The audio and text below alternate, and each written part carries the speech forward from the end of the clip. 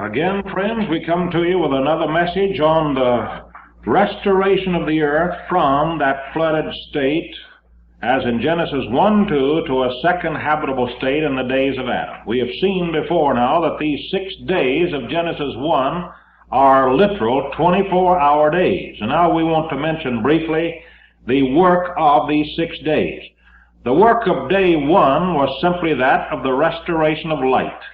As you find in the 3rd verse of the 1st chapter of Genesis, God said, "Let there be light," and there became light. And God saw the light that it was good, and he divided the light from the darkness, and the darkness he called night, and the light he called day, and the evening and the morning were the first day. Now you'll notice here the word "let." It is used in the same sense as we would say, "turn on the light."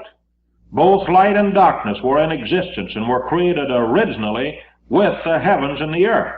The word "let" never denotes creation but permission, as seen in this verse and all other passages in this place, and also it sometimes means determination, as in Genesis 11:3 and 4 and 7, where God said, "Let us go down and see the city the children of men are building."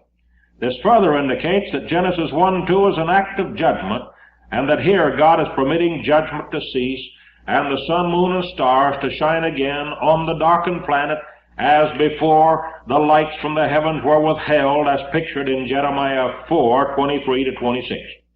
God began his work of restoration on the morning of the first day, for when he said, "Let there be light," the first day began. It was day or light for a period, or until evening, or until the first period of darkness was over, and then came night again. And then he worked throughout that first period of darkness, after the first period of light, until the second period of light, till the next morning, in other words. And he said, the evening and the morning were the first day. So all God did in day 1 was the restoration of the light, not the creation of the light, not the creation of the darkness, not the creation of the sun, moon, stars, or the earth, not the creation of all things as we read in Genesis 1 and 2, 1:1 and 2, but simply that of the division of light from the darkness. Now then, the work of day 2 was simply that of the restoring of the firmament, or the heaven, taking part of the waters off of the earth and placing the waters back in the firmament as before they fell, to cause that flood of Genesis 1:2. Now notice again on your chart that black ball illustrating the first flood on the earth, the flood before the flood of Noah. The waters naturally fell from the heavens, and the fountains of the deep were broken up to cause that flood, just like we read that was what happened in the days of Noah in Genesis 6, 7, and 8. So now here all God is doing in day 2 is restoring the clouds, or the firmament, and he called the clouds heaven. The clouds are many times called, or rather the firmament is many times called clouds, as in Job 26:8 and 38:9 and other passages. The heaven is a planet, and the heavens as clouds are distinguished in Scripture several times. In fact, there are 3 distinct heavens referred to in the Scripture, 2 Corinthians 12. So the work of day 2 was simply that of the restoration of the clouds and the placing the waters back in the clouds as before when Lucifer ruled. Now the 3rd day's work was simply that of letting dry land appear, and the naming of the dry land earth, and the planting of vegetation. In other words, earth and vegetation is restored in day 3. Nothing more or less now than simply the restoration of the earth from its flooded state, out of the water, and the planting of vegetation. You do not find the creation of the earth in this period at all. In this day you have simply the coming out of the earth, out of the water, and calling the earth, or calling the dry land earth.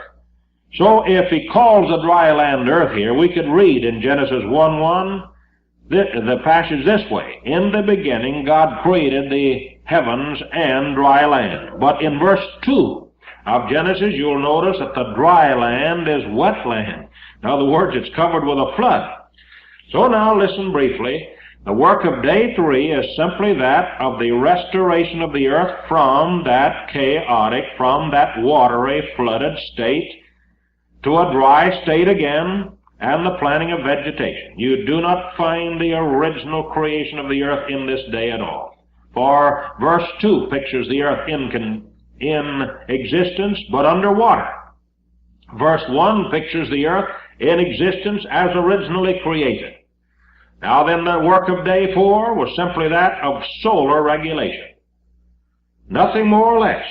The regulation of the solar system in connection with the restored earth.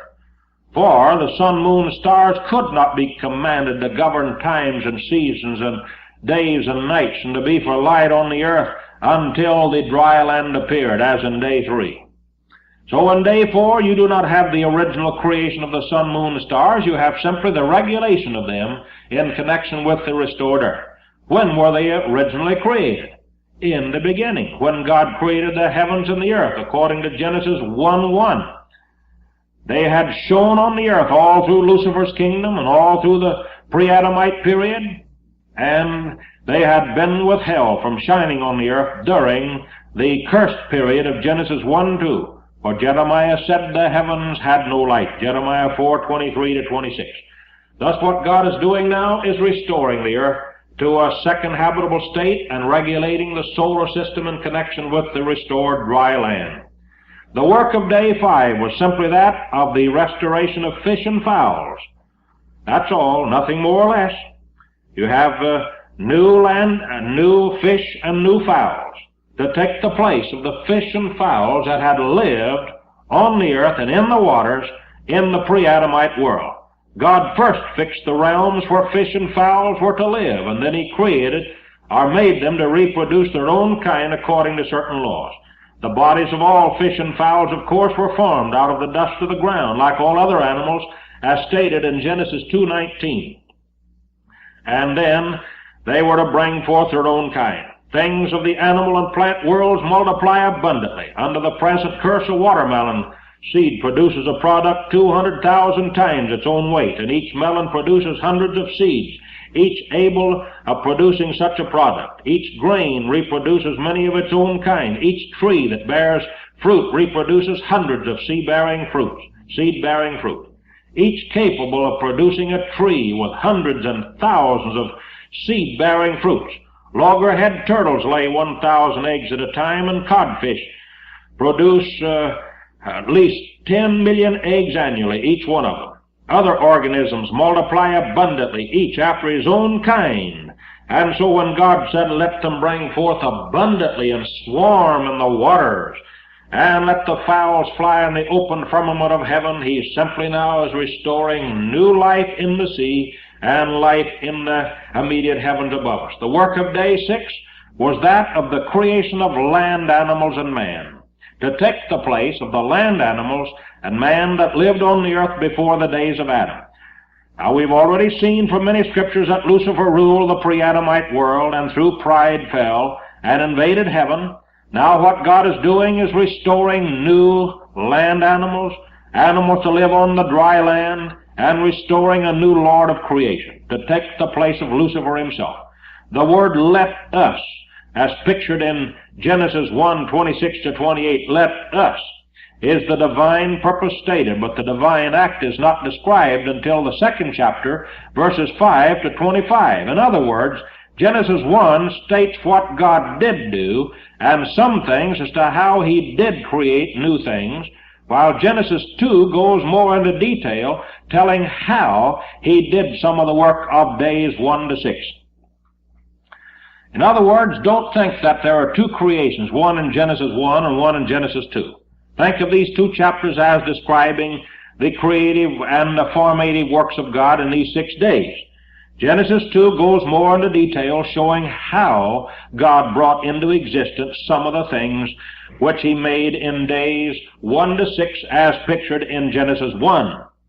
Now then we come to the end of the 6 days of restoration now. The earth is restored, the firmament is restored, light is restored to the firmament, fish in the seas are restored, various kinds of life, and fowls in the heavens are restored, land animals are restored, and a new Lord of creation is restored. Thus the earth is now entering its second perfect state. and it's ready to eat it, either to obey God or disobey God. Now let us think of it now, the end of the work of the 6 days, the earth is completely perfect again. The second time the earth has been made perfect. The second life now has been created on the earth, and everything is starting out perfect, and God saw everything that it was good, and the evening and the morning were the 6th day. Now there was no work in day 7. Day 7 was simply that of God resting from all his work which he had created and made. The 7th day was one of rest for God, not for man, for man hadn't yet been created, but about a day. He'd only been created the day before, so he could not, this particular day of rest could not have been man's creation rest. Man hadn't worked yet one day, much less 6 days. This was God's day of rest. Thus the heavens and the earth were finished, and all the host of them, that is, all the inhabitants and creatures of all kinds in the heavens and in the earth. And on the 7th day we read God ended his work which God created and made. These are the generations, that is the family history or reproductions of the heavens and of the earth when they were created, in the day that God created the earth and in the day that God created the heavens. The order of all the creative ages we have thus far discussed, and so we now come to the time of the earth entering its second perfect state in the day of Adam. Days of Adam. Now then the earth is restored to a second perfect state. Everything is in harmony with God again. There isn't a rebel in the earth, in man's creation, or on the earth at all, outside of the spirit rebels who are lurking around to try to cause man to fall. God's plan for the new social order on the earth is that it should continue in righteousness and true holiness before him forever. But we read that man soon sinned and came short of the glory of God.